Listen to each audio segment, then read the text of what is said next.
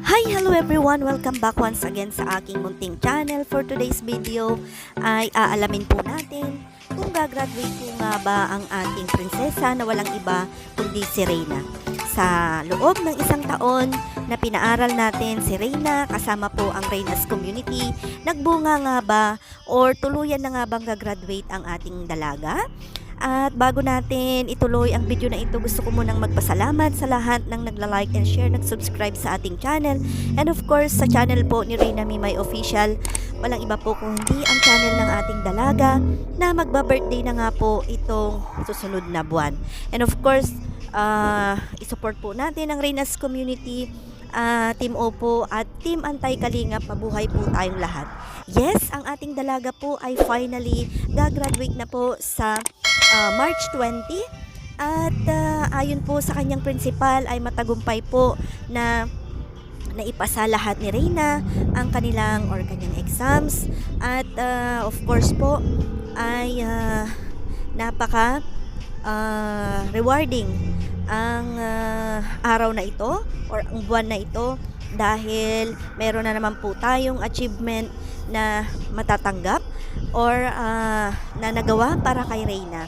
At alam po natin na si Reyna ay napaka-devoted at at gusto niya po talagang makapag-aral.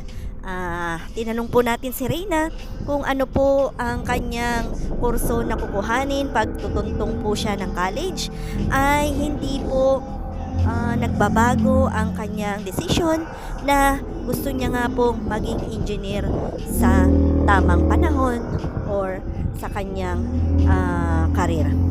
Kaya naman patuloy ko pong pinapasalamatan ang ating mga sponsors sa Reyna Best Team Ever, kasama ang iyong lingkod. Ayan, Ma'am Marlene, Ma'am Shi, Ma'am Badria, Mamilo, at sa lahat po ng mga supporters at mga sponsors ng Reyna Best Team Ever mula pabahay hanggang ngayon na paraging nandyan para po sa ating dalaga. Well, gusto ko rin pong magpasalamat in advance kung mayroon pong magbibigay ng regalo para po sa graduation ng ating dalaga. Pero ang plan po talaga ay sabay po ang graduation at 18th birthday celebration ng ating dalaga. So, maraming salamat muli. Ang tagumpay na ito ay tagumpay po nating lahat, kasama ang lahat ng mga sumusuporta kay Reyna, supporters man, viewers man, and of course ating mga butihing sponsors, kasama ang iyong lingkod at si Yen. Ayan, thank you so much sa lahat ng mga effort ng bawat isa sa atin. At thank you so much. At sana po ang ating goal na mapabuti at gumaling na nga po si Reyna sa tamang panahon. God bless us all, everyone.